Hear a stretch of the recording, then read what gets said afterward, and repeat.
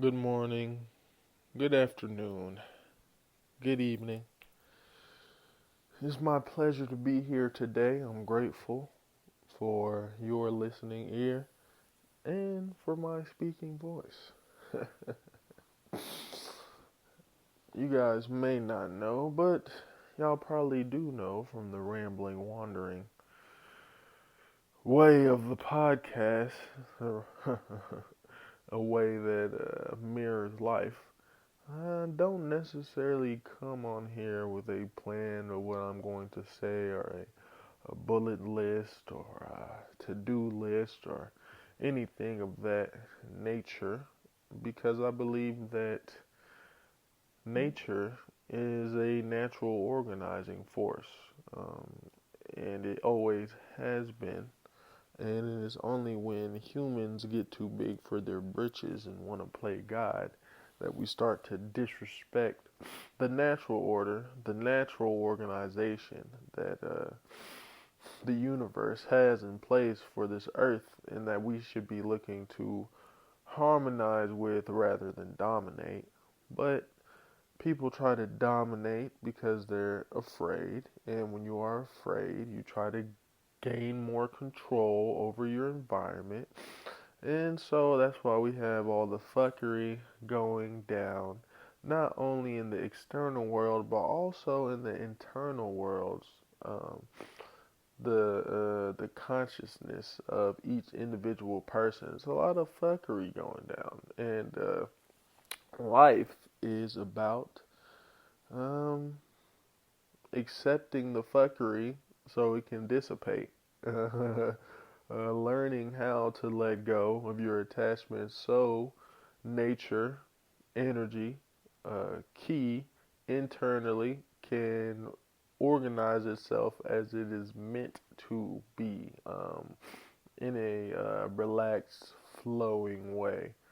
But most of the time, we get in our own way by holding tension. It's like, for example, if I'm speaking to somebody and I want to speak to the best of my ability, if I'm holding tension in my shoulders, in my stomach, around my lungs, in my rib cage, in my diaphragm, my voice is going to be negatively affected by that. I literally just probably a minute ago realized that in my anticipation of being heard, I was tense and I was speaking in a particular way rather than a natural way. So, life on a big scale and a large scale is instead of forcing a particular way, relaxing, letting go of tension, and letting the way find you, the harmony find you. It doesn't mean that you just don't put forth any energy to do things. It just means that you harmonize your energy with the energy that's already present. Okay, so it's like when I was meditating this morning, um, at first I started off with, some worries, some anxieties on my mind, some thoughts of the past, you know. The mind in memory is the only thing that connects us to the past. But when the past comes up in the present in the form of memory, it does so for a reason. So I had to accept that instead of trying to figure it out or try to come up to some conclusion about it. I just accepted that these thoughts were coming up and realized that they were taking me away from this instant, which is the only place that life occurs.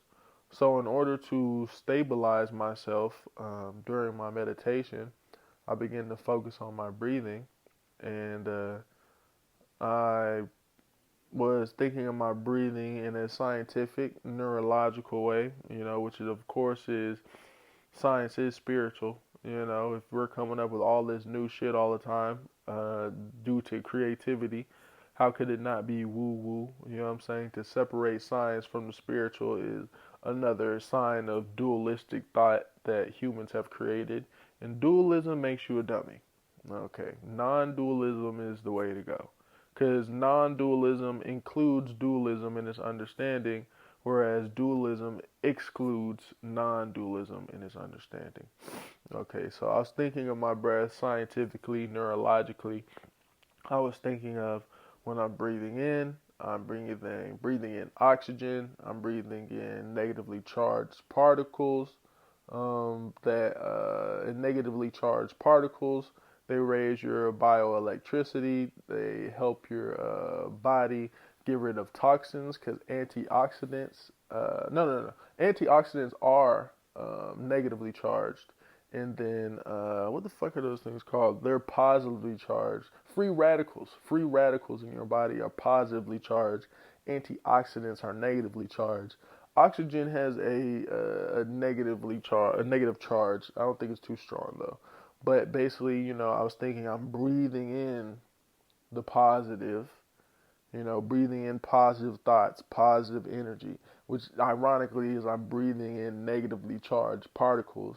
And then when you breathe out, every time you breathe out, you're detoxing. Okay, every time you breathe out, your breathing system, respiratory system, is also part of your detoxification system. One time when I went on an extended fast because I had gotten an infection, a tooth infection, by like the third or fourth day, I hadn't eaten anything like that, and my breath smelled fucking horrible, like so bad. Like I'm trying to go to sleep and my breath smells so bad that I'm breathing into my pillow, then I'm smelling what's in my pillow and I can't sleep because that shit stunk so bad. So breathing is also part of your detoxification system. Breathing in those negatively charged particles, which bind with free radicals, which are positive in your body, to keep them from stealing electrons from your cells, because your cells need their electrons in order to be whole and to be healthy. So that is basically the detoxification process is eating healthy, taking in vitamins, minerals, and antioxidants that now positively charged free radicals in your body can bind with them and take electrons from them so they can enter your bloodstream and be dispelled through your out breath, through peeing, pooping, all that kind of stuff, sweating, rather than those positively charged free radicals taking electrons from your healthy cells. And then once an electron is taken from a healthy cell, it is no longer as healthy. Okay, so I'm sitting there thinking about breathing in positivity, letting go of the negativity. I'm focusing on my breath. I'm breathing in positivity, breathing out negativity. Okay, and so then I start to think of the neurological things, the chemical things that are going on, the biologic things of what it means to breathe. So I started thinking, okay, I'm breathing in vitamins, letting out toxins. Breathing in vitamins, breathing out toxins. And then, and then I thought how both, it's really the in breath and the out breath are really both positive ultimately because they're both benefiting my health just in different ways. So that was a thought I had or whatever. So then I'm thinking breathing in vitamins, breathing out minerals. And then I was thinking of an article that I had read the title to the other day, in a little blurb about, basically saying how physical touch is the mother of all senses. And I thought about that, and I thought about how we each have a personal responsibility to do as much as we can to be healthy. It was talking in the article about how, a certain amount of hugs a day has different physiological benefits based on some study. And I was thinking, well, shit. I was like, I ain't get fucking hugged that much ever in life. like I'm like, I don't think that much hugging really goes on. Like, you know what I'm saying? And my parents were physical with me, so like, I didn't want my parents to hug me because I'm like, you can't be spanking me and beating me and all this shit and then be trying to hug me, fuck out of here. But so, and also, men, I'm a black man, but men in general, we not really that comfortable with physical contact. So all that hugging shit, we not getting a lot of hugs, bro. Yeah, it's like, it's not, and I imagine it's probably not that much women getting a lot of hugs either. But, women are more in lockstep with their friends and stuff like that. They probably get more hugs from their friends than dudes do. You know what I'm saying? Dudes be like, bro, this man just hugged me, bro. We ain't hanging out no more. But during my meditation, I was thinking of that, and thinking how we each have a responsibility to benefit ourselves the most, first and foremost, and strengthen ourselves. So I was thinking about, why wait for touch from others to settle ourselves, or to be happy, or to find benefit. We also have physical. We can tune in to our own physical touch. You can tune into your butt in your seat.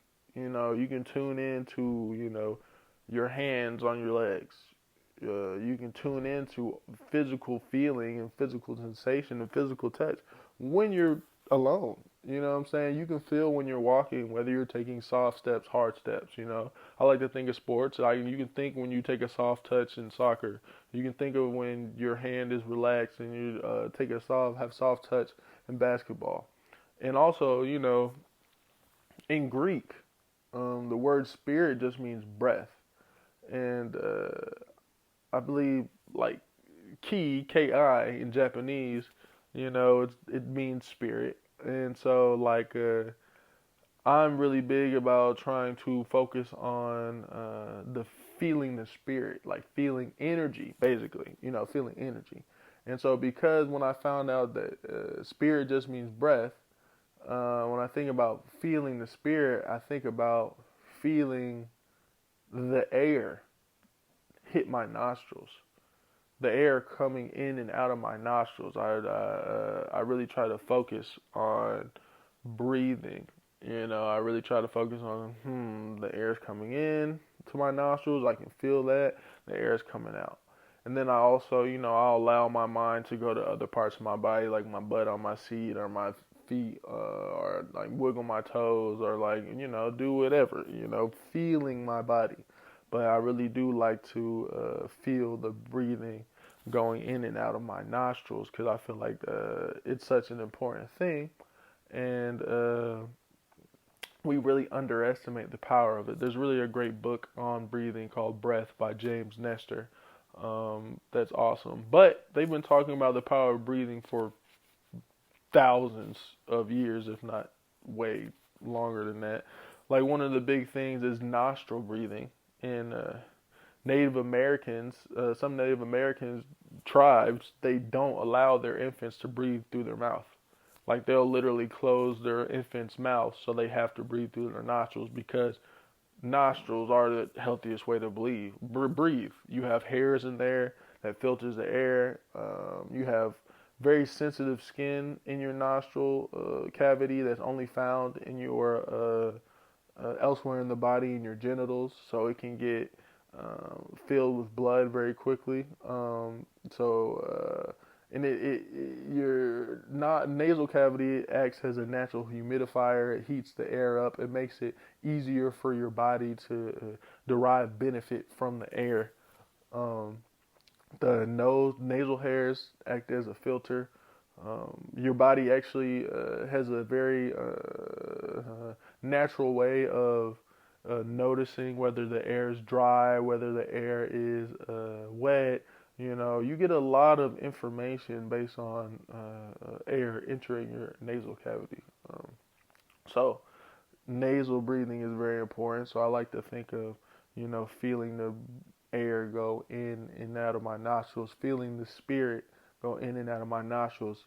And that physical touch of such a small area allows me to focus. I believe, I don't know if it's like yoga or Hindu or whatever. Forgive me, universe. But it's called like Anapana meditation, I believe.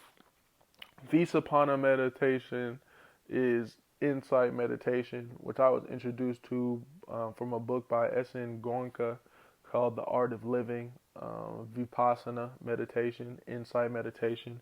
I believe Anapana meditation is meditation based on focusing on the breath. Um, so I'd like to sit. When I was meditating, I was like, okay, I can't sit and wait around for a hug from somebody. Can't sit and wait around for somebody else to touch me. But I have to touch myself, or I have to let the spirit touch me. I have to let energy touch me. I have to feel nature touching me, and I have to feel myself touching nature. And so I was focused on that on my meditation, and then eventually, once I got to a certain level of calmness, um, you can like I let go of even focusing on my breath, and I started to think of, okay, nature has its natural organization. Um, and I totally believe that. I accept that. I believe there's nothing wrong with human nature. I believe that there's something wrong with society's nature. I believe human nature is based on curiosity and wonder and joy and finding fun and flow states and all that kind of stuff. Whereas society is about control, fear, keeping people in a box, keeping people divided. Because it's about a few people trying to gain power and basically trying to live forever by forcing other people to do what they want. So I totally believe that human nature is not society's nature, and I believe that human nature is to be one with nature, to be in harmony with nature. And nature has its own organizing principles. So if you're going to be in harmony with nature, then you have to let nature organize itself. And that does not only mean outside of you, it means inside of you as well.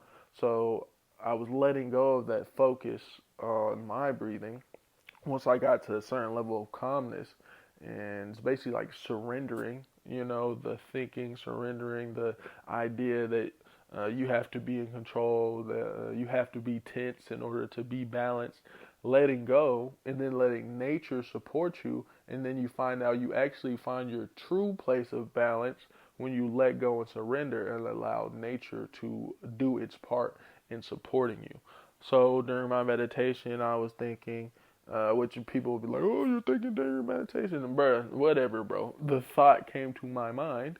Our brain is made to think. There's nothing wrong with thinking, but there is something wrong with overthinking. There's a difference from thinking from a place of curiosity, of flow, of wonder.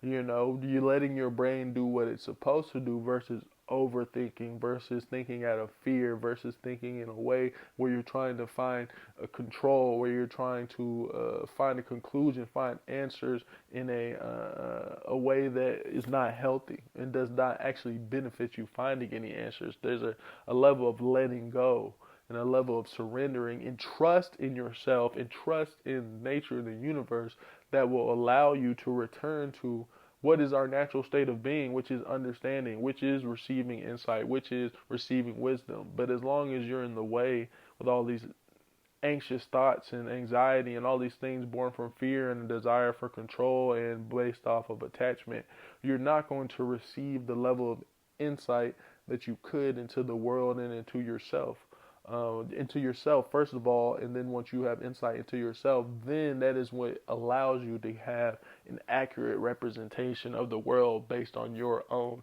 unique lived experiences. So during my meditation, I was thinking, okay, let let spirit, let ki in Japanese, let spirit in Greek, let the body, let nature, let my internal stuff or whatever organize itself. I don't have to organize it. I can let go. I can surrender, and I can witness. I can allow myself to just be pure awareness, purely aware of nature, purely aware of my nature, purely observant of it with no desire to interfere, but really look at it with a sense of not only gratitude, but also with a sense of wonder. Like, what am I going to feel? what thought is going to pop up?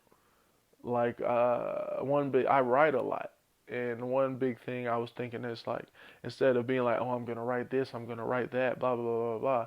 The page kind of dictates what you do. It's like in sports, once you get to a certain level, the game, what happens during the game dictates how you play. So it's not going in like, I'm gonna do this, I'm gonna do that, blah blah blah blah. It's like, I wonder what I'm going to write. I wonder how the game's gonna go. And it's not from a place of fear. That wonder isn't from a place of fear. That wonder is from a place of wonder, from of curiosity, of awe. Like, wow, like I don't know what's gonna happen, and that's awesome. I don't know what's gonna end up on the page, and that's fire, because I'm just gonna be in a flow state, allowing whatever is most natural to come out. And that's super cool, and that's super chill, you know what I'm saying? Like, and so I was thinking of letting my body organize itself, letting my spirit organize my body and mind, rather than most of the time you try to control your body with your mind, and your mind does it from a place of fear, and you end up distracting yourself or not even allowing yourself to truly feel. You never reach that state of awareness because you're always using your energy to control rather than observe or to be aware. And so when you enter that state of pure awareness, you get to meet yourself for real. Like, when I'm not interfering, what comes up? When I'm not overthinking, how do I feel? When I'm not overthinking, how do I think? What do I think? What comes up? You know, uh, and I think that's like a powerful way to go about it. And I think that I've done like a lot of work on myself and a lot of thinking and a lot of writing and a lot of things that have allowed me to get deeper into my practice and deeper into my ability to let go. But earlier on in my practice, maybe when I would do these things, which you needed to do, but more of my insights might have been like about how I really felt about family issues, or how I really felt about relationship issues, or how I really felt about job issues, or things like that. Um, and that is important insight to have, and that's no reason to run from meditation and no reason to run from relaxation, because ultimately what helped me kind of let a lot of that go, to let go of my attachments to those things, is to accept I'm not in control, to accept I'm not in control of life, and to accept really, like, it's like you're not necessarily even in control of your reactions. You know what I'm saying? You react without thought, and then you can observe that, you can be aware of that, and then instead of letting that reaction tumble into a negative spiral, you can cut off that reaction right there when you're aware of it, and not allow it to take you to a negative place. But you don't necessarily control that reaction. You know what I'm saying? You can control, I don't even like to say control, but you can be aware of it. And through that awareness, you cannot allow it to gain steam, to gain energy. And so to me, that's what the path is about. That's what the way is about, is becoming so knowledgeable about yourself, so aware of yourself, that when you are about to go on those negative spirals, or you're about to fall down into those negative cycles, you can come back to awareness, and accept that reaction, accept that emotional reaction, accept that physical reaction, and not allow it to go past that. Like, and that's why the ability to be aware of your breathing, because your breathing always reveals your mental and physical state, whether you're tense or not, whether you're stressed or not. The ability to be aware of your breathing, the ability to be aware of your heartbeat, The ability to be aware of your own physical feeling, your feet on the ground, whether you're really grounded, feeling the whole of the ground, or you're tense and your Achilles tendons and your calves and stuff are tense. The ability to feel whether your hips are tight, your belly button is tight, your shoulders are raised, your jaw is tight, all these things. These awareness of those physical sensations, aware of that tension, helps you to be aware of the mental cycles that a lot of us get stuck in and we don't realize that we're in a lot of the time. So all of these things work together in order to liberate you from the cycle of suffering that society teaches us is completely normal and that is human nature, but it's not. It's something we have been taught. It's something we have been indoctrinated into due to the idolization of being attached to the material world. Um, Instead of the material world being put in its natural place, which is as a part of nature, and it's supposed to be harmonizing with nature, we get attached to the material world. We get attached to being able to control nature, seeing nature as solely materials rather than something that is special and that has been here before humans have. We just see it as a means to an end. And then we take that idea of seeing everything and everyone as a means to an end, we apply it to our life in ourselves. We only see our lives as a means to an end. We only see us as a means to an end. And that is no way to have a liberated spirit, to be a liberated being, to enjoy life, to be grateful.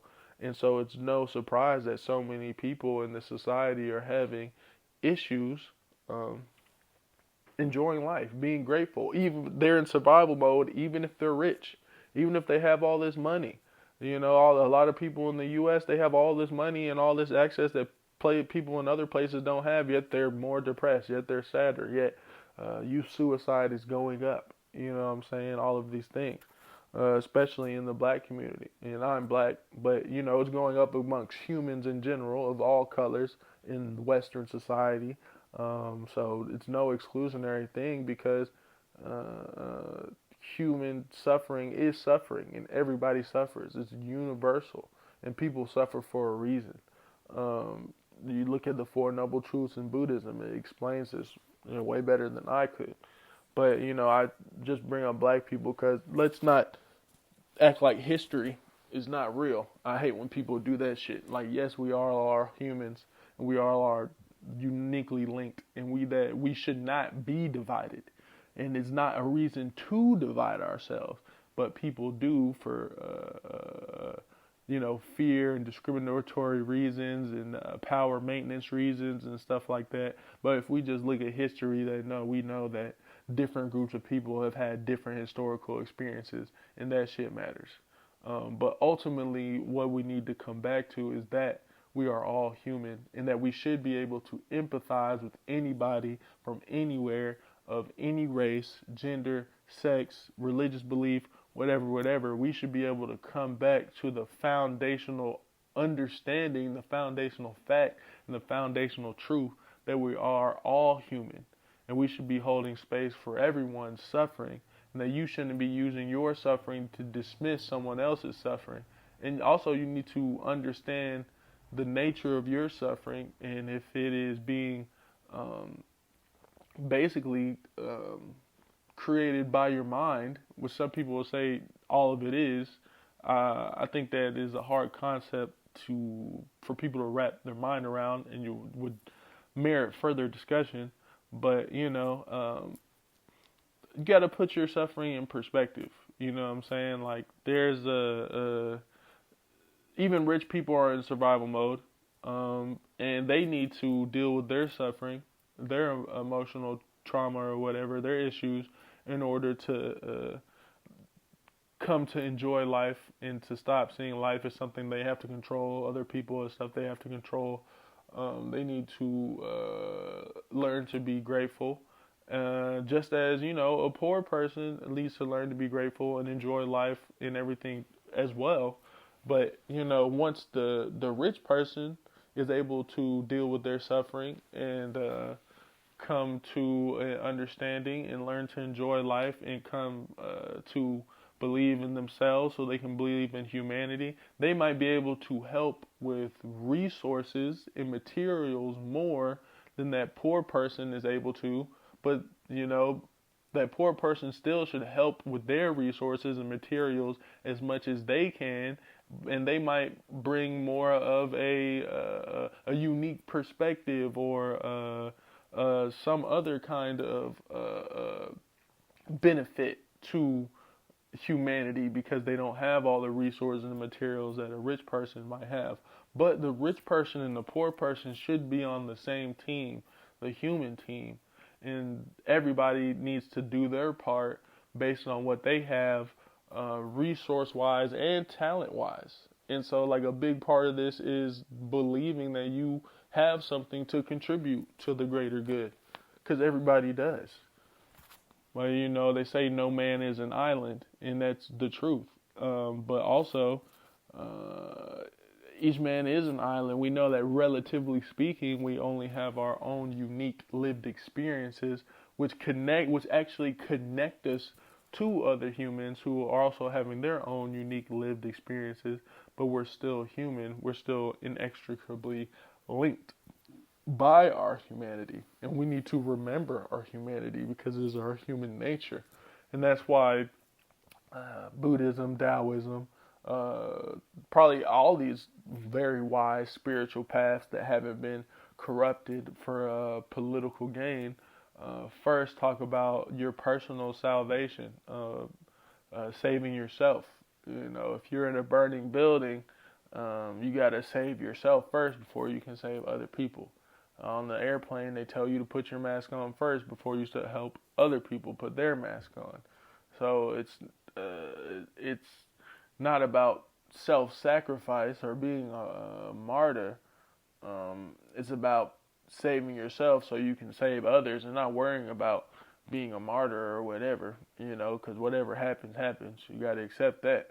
But you need to work towards your personal liberation, because you working towards your personal liberation based on your personal unique lived experiences is going to give you insight and wisdom that you can then share with others, that's not going to control them but might help them inspire themselves or believe in their ability to also find peace.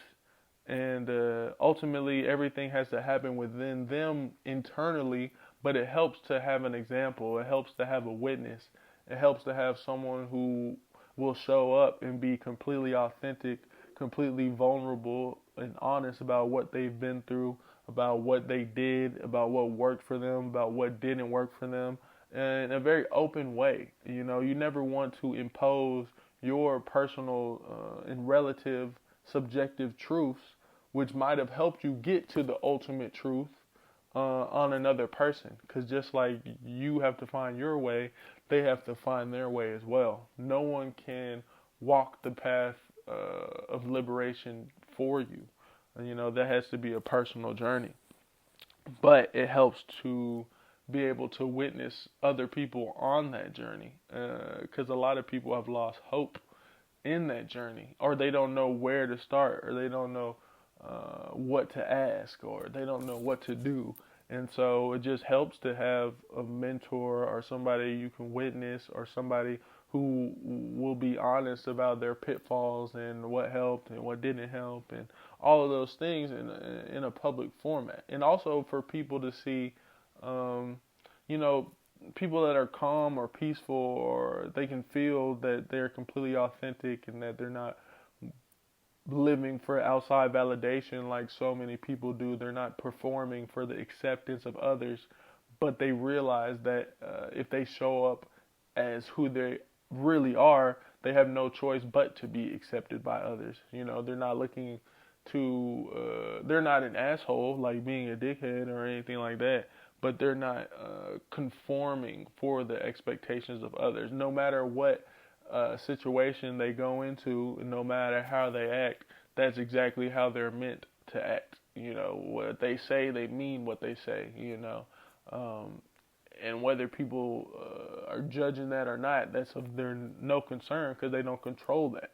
You know, that level of peace, that level of confidence, that level of just, you know, acceptance of the natural order and our the control we can never have, but the influence we might have when people are open.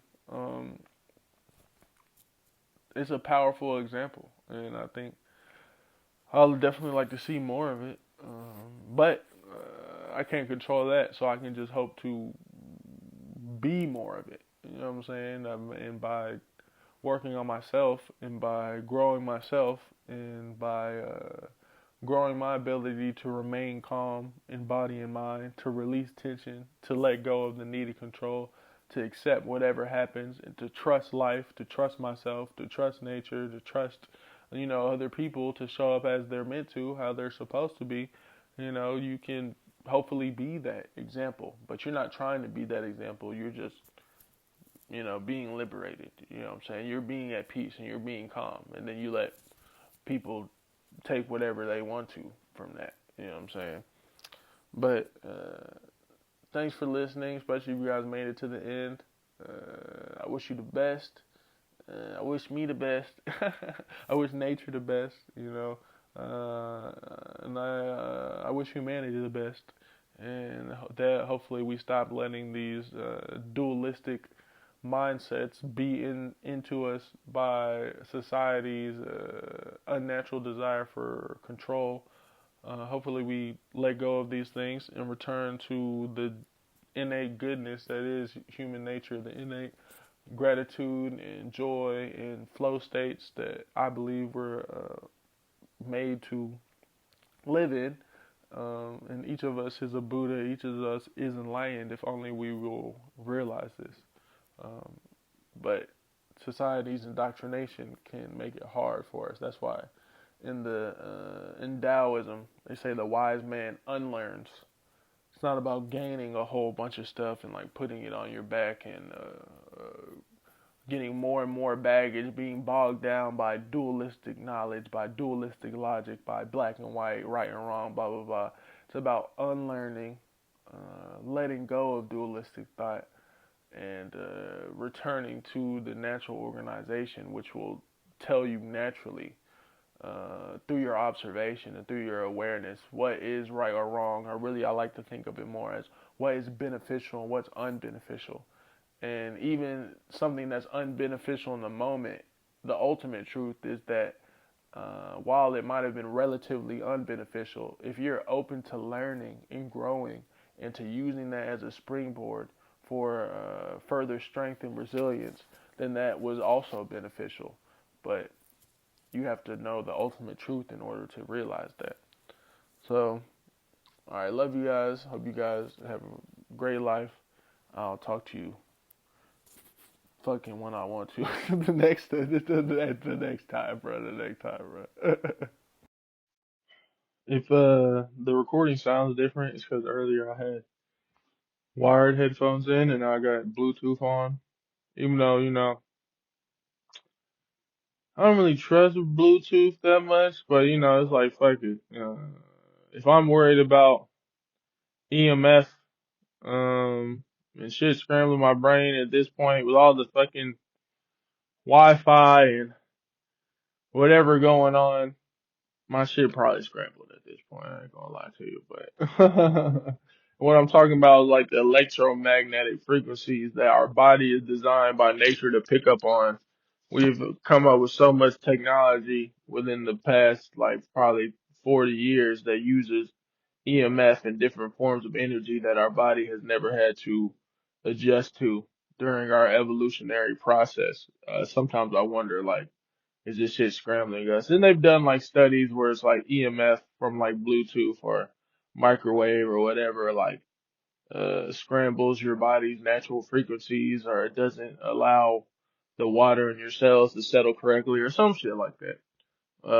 So I don't know if it's a conspiracy or it's just suppressed knowledge because they make a lot of money off this shit and they don't want people to care about their health because that will cut into their profit. But I do know those noise canceling headphones can't do that shit. I can do Bluetooth, not too bad. Sometimes I feel like I feel something or hear something or whatever. But the noise canceling headphones, fuck no. That shit fucks me up. I prefer wired ones, but I use Bluetooth ones too for convenience. So just choosing my desk a little quicker. It's all good though. All right, but I kind of wanted to add to the earlier part of the podcast. It's my day off today, so I'm fucking around on the drums. I've been kind of teaching myself how to play drums. I've always been rhythmically inclined, but I just wanted to start messing around the drums. So I'll play like a song along with a song that I like, you know. And the biggest thing for me is getting out of the way. And once you see the ultimate truth, or once you see the Dharma or the Tao or whatever, which is really all of these things, all of these spiritual understandings are just the way of energy. How does energy move? How does energy flow? And once you understand how energy moves within you and flows within you, then you have a greater understanding of how energy moves and flows within other people and flows throughout the universe. So, once you understand the movement of energy and you are aware of how it moves within you, you can apply it to different activities that you do. Like me, I apply it to writing. I apply it to drumming. I apply it to playing sports.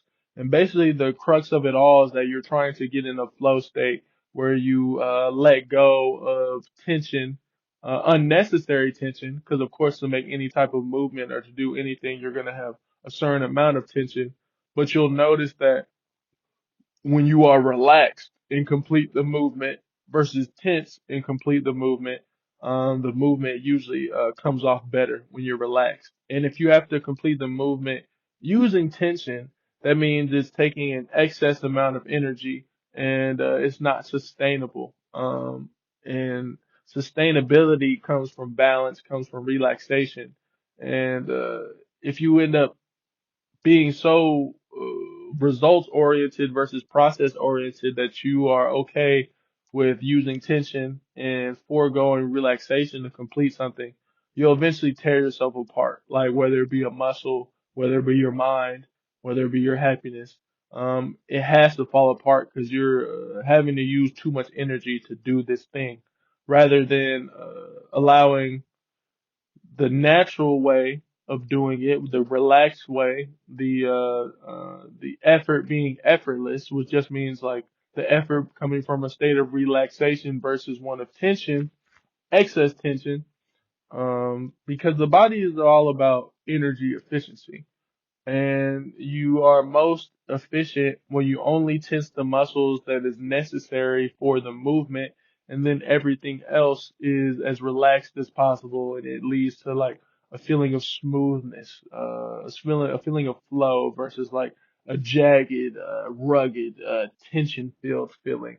And me personally, I believe we can bring that smoothness to life. We can bring that flow state to life, that it is our natural state of being, and we have to unlearn all of these dualistic thought processes that causes tension in our body and mind that distract us from the natural sense of ease that I believe each human is supposed to have.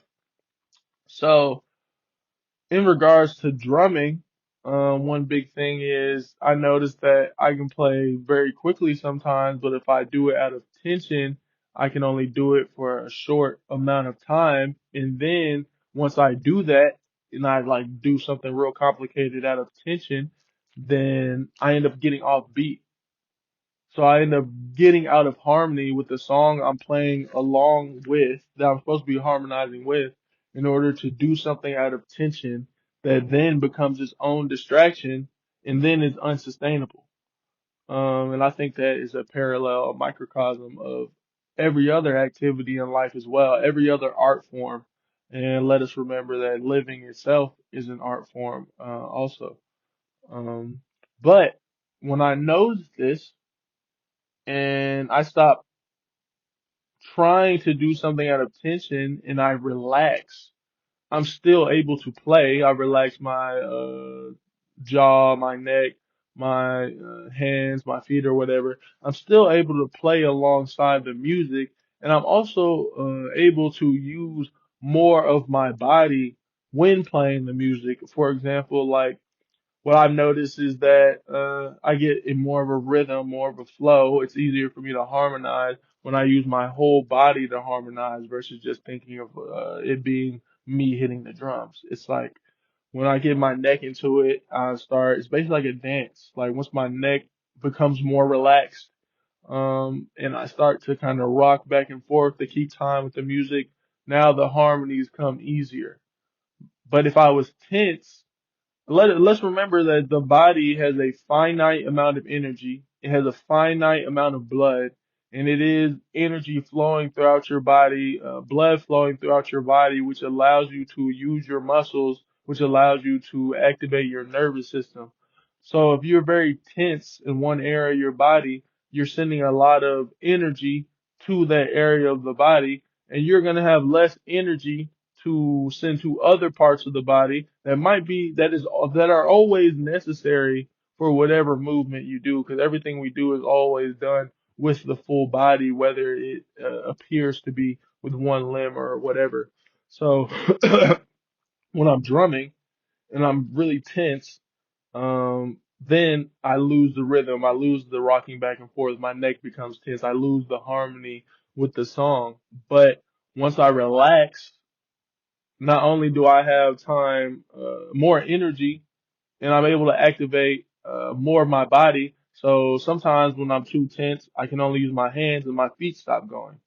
But when I relax my hands, now my feet can come back into the fold and start to harmonize, and I can use the hi hat and the bass drum and everything that like that when I'm playing alongside the song. And I have like a personal thing that I like to do. I like to play the kazoo um, because I love music, but I wasn't, I haven't learned any like formal instruments, but I'm musically inclined. I'm rhythmically inclined. So I'm playing the drums and I like to play the kazoo. Not only because it's cool to like play alongside songs, it's just fun. Like it's really just fun. I just play it. I play it for multiple reasons. One is fun to play music, to play alongside music. Music is awesome.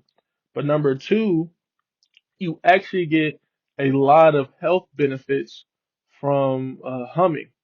Humming, it raises the level of nitric oxide in your body, and raising the level of nitric oxide dilates your blood vessels, which means opens them up. So by humming, you open up your blood vessels. And one day I was like, damn, like I wonder what instrument you play by humming. And so I Googled it. Shout out to, well, maybe not shout out Google, but whatever. Shout out to information on the internet. But I guess I gotta do Google, so shout out Google. I don't know. But like, I Googled what instrument do you play by humming, and it was a kazoo.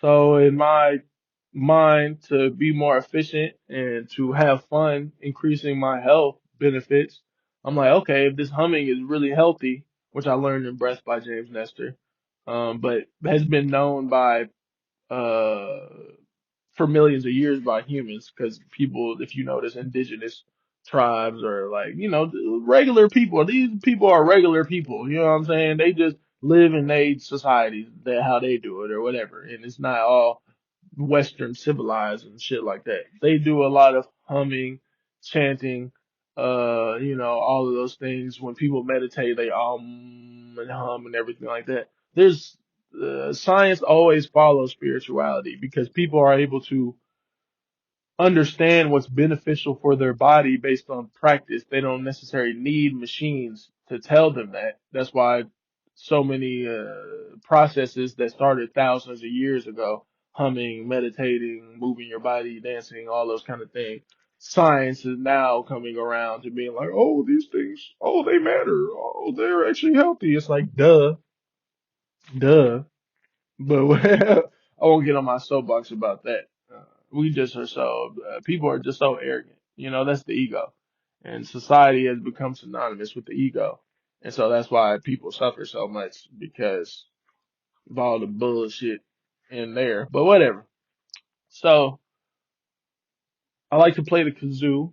to get the benefits from humming and to have fun, get the benefits from having fun. Really, it's more so having fun is probably more of a benefit than humming. But they work together and they come together. And so, what I've been doing recently is trying to play the kazoo while drumming. I like to try and think of like unique ways to tax my nervous system and to use my body in fun ways. And try different things and to mix it up. I'm like, oh, playing drums is great. Full body workout. Using my feet, my hands, having fun playing along with music, having fun as long as I don't have a gaining idea of playing a certain way and I allow the process to unfold and remain relaxed to allow my body to play what it's meant to play versus what I want it to play. And then when I inevitably do get tense, because it's going to happen, noticing it and relaxing again, which is raising my resilience, whether emotional resilience, physical resilience, drumming resilience, whatever you want, you can apply it to any field, any art. But once I notice that tension creeping in, I can release it again. And then as I continue to do that, now I can play for longer periods of time without getting tense. I can remain relaxed for longer periods of time, which benefits my health, overall health and drumming health, uh, overall health and artist health.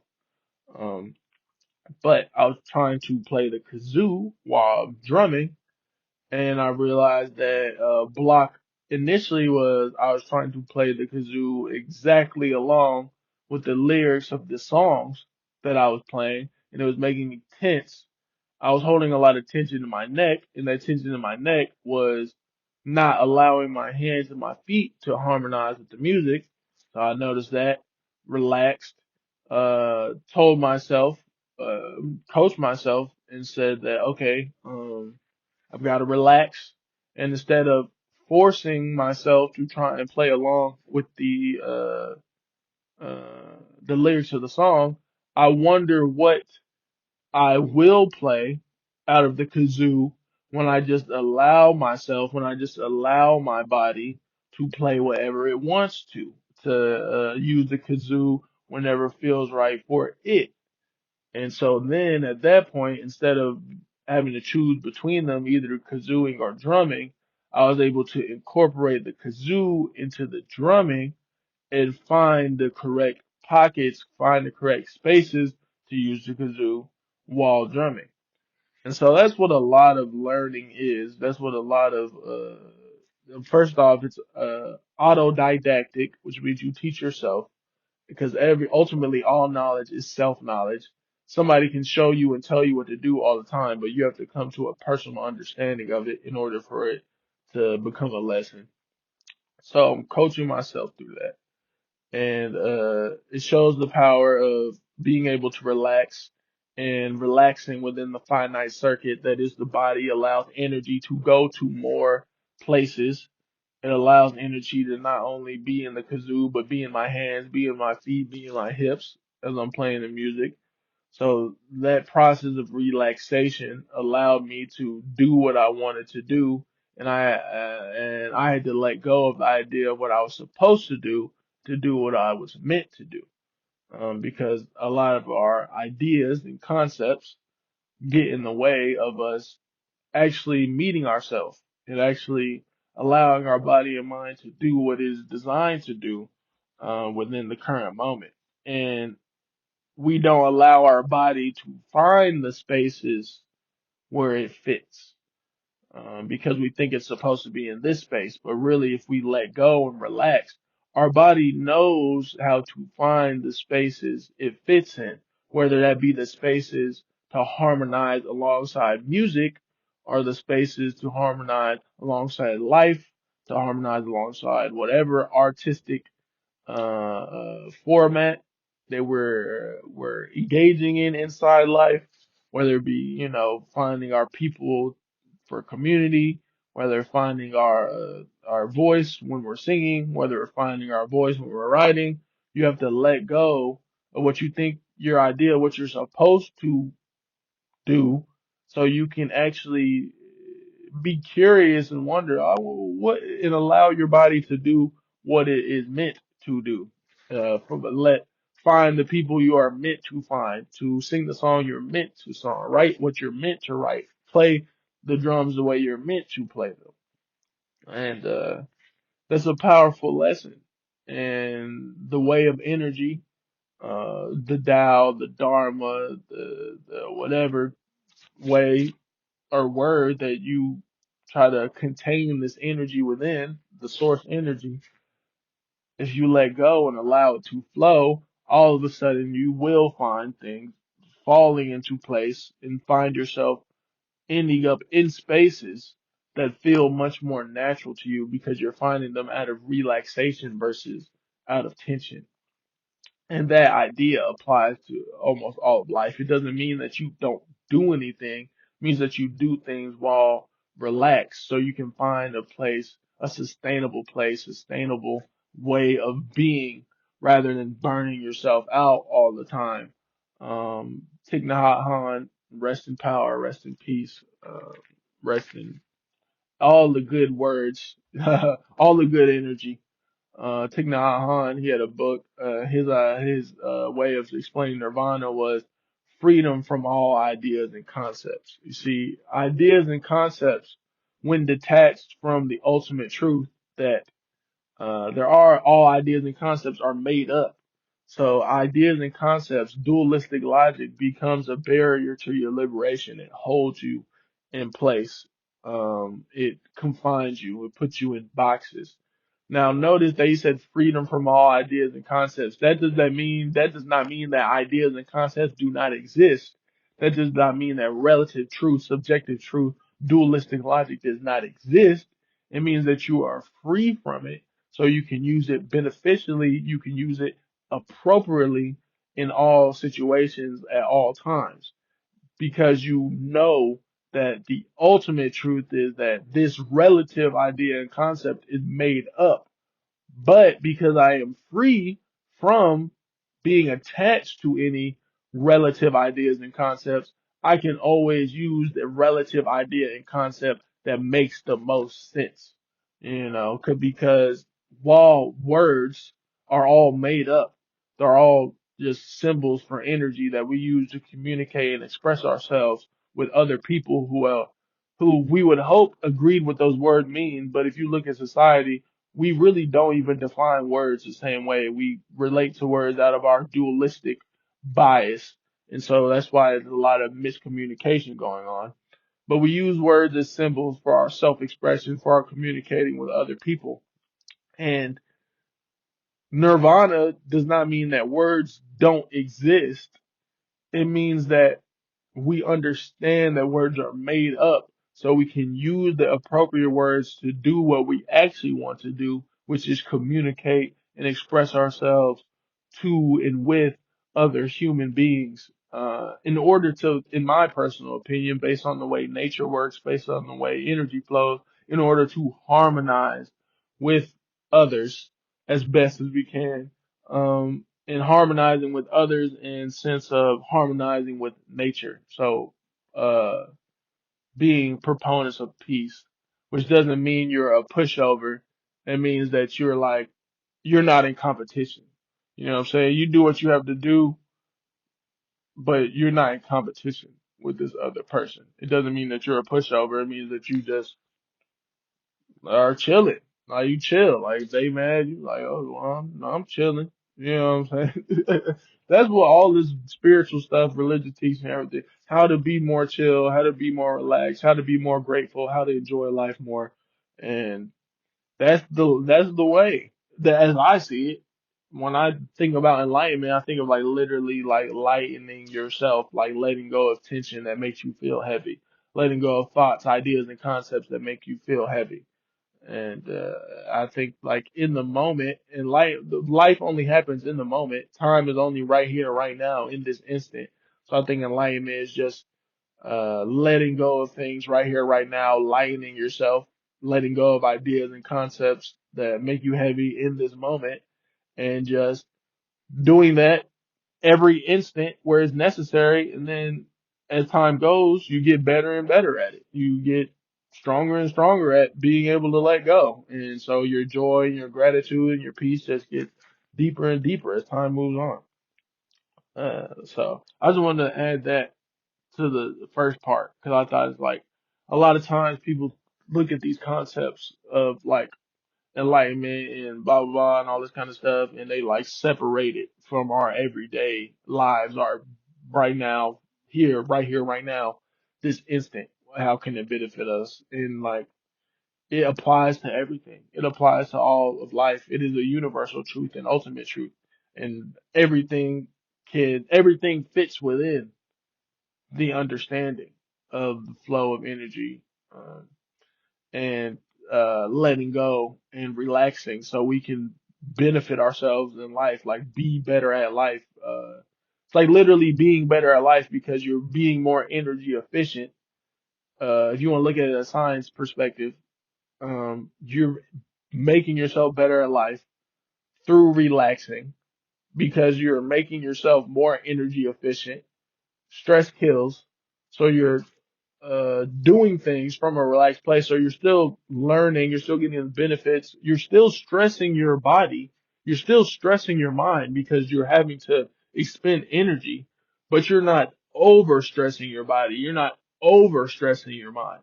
You're not adding excess suffering onto your experiences. And so you're able to do more, go longer, like learn more, you know what I'm saying? Because you are relating to your efforts from a place of relaxation rather than from the tension of fear. And there's a certain amount of trust that has to come with that. Self-trust, you know what I'm saying? What self-trust is ultimately universal trust, um, uh, lack of judgment, you know, those things. But it may be not even, you don't even have to trust, you just have to let go. You have to understand that your place in nature, like you just are not in control. So if you are trying to control stuff, like you're literally trying to do something that's impossible and you're making yourself tense for no reason. Like you're fighting a fight that you can't win. You know what I'm saying? So it's stop fighting and start showing up. You know what I'm saying? Like, and of course you could always come up with, oh, well, you should fight, blah, blah, whatever. Words are words. It's about allowing nature to do its thing because you know you can't control nature. And then once you start to observe nature, become aware of nature, then you start to understand how to harmonize with nature so the things you do are more energy efficient rather than being a waste of energy because it's coming from a place of fear and stress. All right.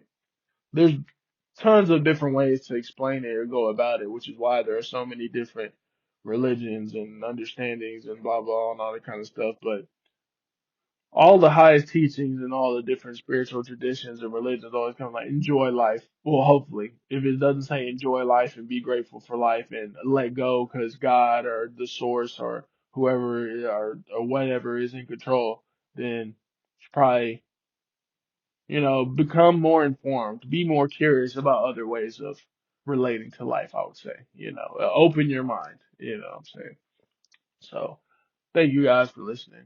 If you listened, hopefully this brought you some benefit and you can take it easy on yourself, relax and realize that actually relaxation and letting go of the tension in your body and mind and your desire and attachment to control, the identities that you have, the ideas and concepts keeping you in a box is actually very beneficial for your life and it's healthy for you.